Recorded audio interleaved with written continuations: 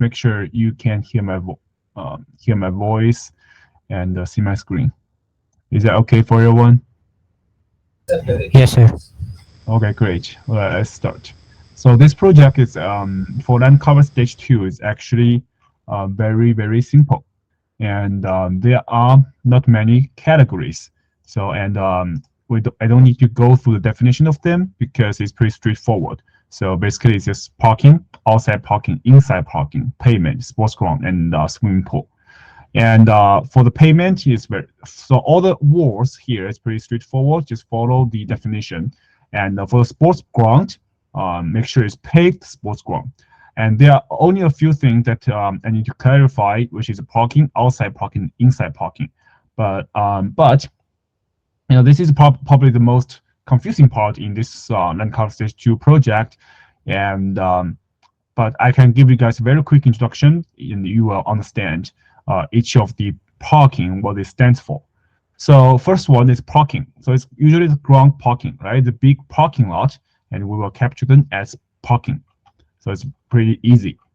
And then, and for the parking, guys, if there's a big, ground and with cars, vehicles parked there, you need to make sure that it's captured as parking, something like this, right? Even though there's no parking lines, and but however, if there's a real parked vehicles, but the surface, remember guys, the surface is not man-made, all right? It's grass, it's not paved, so you don't draw it as a parking lot. So the stage 2 project, we only need to capture that on the surface of the ground that is built by human. If something is not built by human, then we don't capture it.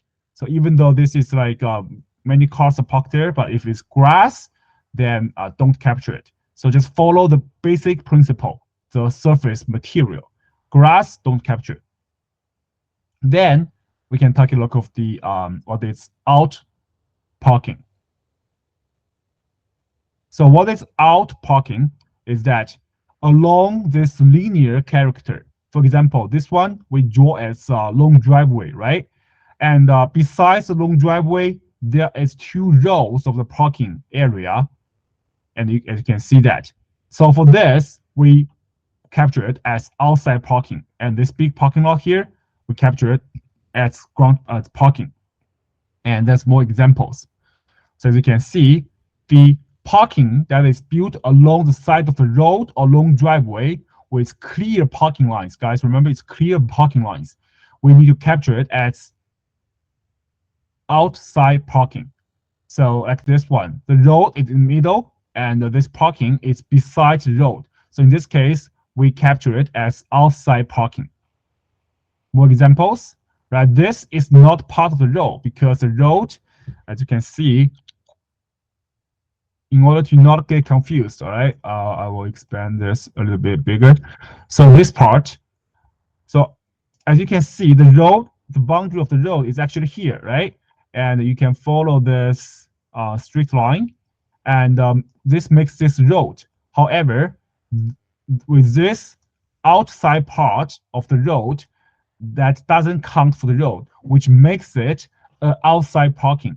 Same thing for this one, right? In this on this side, this is boundary of the road, and for this area, that is not part of the road, all right. And then this area will be counted, will be captured as outside parking.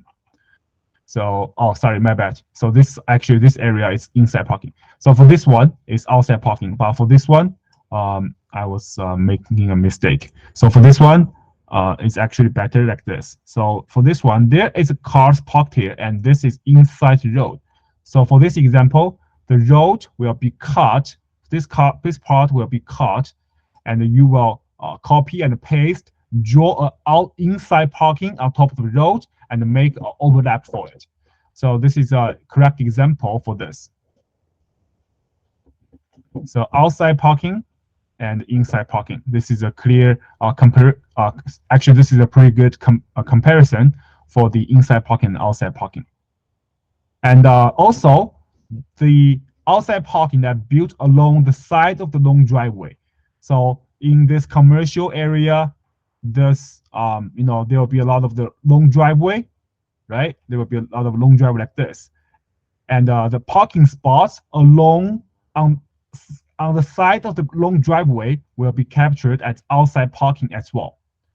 All right, so this will apply to many examples. Some more examples here, right? Very clearly, this whole area, this line here, fits the definition of the long driveway, right? I believe everyone is clear of that. Also here, and also here, like this. And in this case, then this parking space outside of the long driveway, this part will be marked as outside parking, right? So it's very straightforward and very easy. And more examples, right? This is a pretty big, residential area, and we can get a lot of the those long driveway, right, along in this area. So I'll just follow this part, and in this part, then this parking lot, this parking space along on the side of this long driveway will be marked as outside parking. Very clear and straightforward. Right, so this is how it's supposed to be. Then the inside parking. So for inside parking, first, you need to draw the overlap with the road.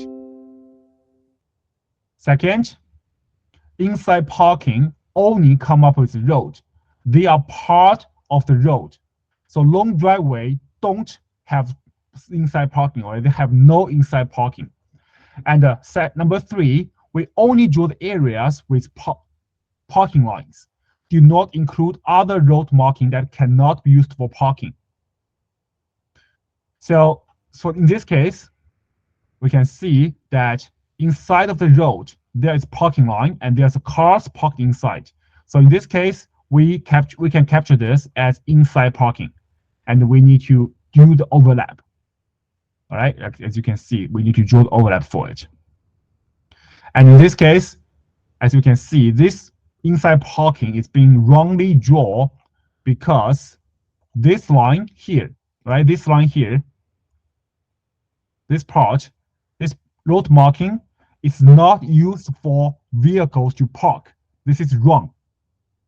This is wrong. And for this, and this is the correct example that we can see, we only capture the marking that's used for vehicles to park. This is correct boundary of the inside parking. Okay, so more examples. First is, the left one is correct, okay? So first one, as you can see, that the right part has drawn some unnecessary part into the inside parking. What it means is this marking and the marking here, that is not used for vehicles to park. And we only capture the part that's used for vehicles to park, like the left part, like the left one. So this left one is the correct example, and the right one is the wrong example that has many abundant, unnecessary parking, unnecessary part that's been captured. So make sure when you capture the inside parking, you follow the parking lines that is only used for vehicles to park. And next one is something that inside parking only comes with road. All right, so long driveway only has outside parking. So if you see inside parking that's been captured along the the long driveway, then that is wrong. That is very wrong. We don't draw the inside parking for driveway. We only draw it for road, and long driveway only has outside parking. Is that clear? That will be everything for this parking. Three kinds of the parking, and how you should classify them, how you should help that, how this will help you in the real project. Is that clear? So if that's clear, then let's move to the real project work. So in this tab, 1850, it's actually a very rural area. and we don't have many um, we don't have many of the urban tasks, and I have found some urban tasks to show you guys. But first of all, let's start with the rural task first. So this is my label account, and I put some fresh task, and I'm going to show you guys how this is going to be done.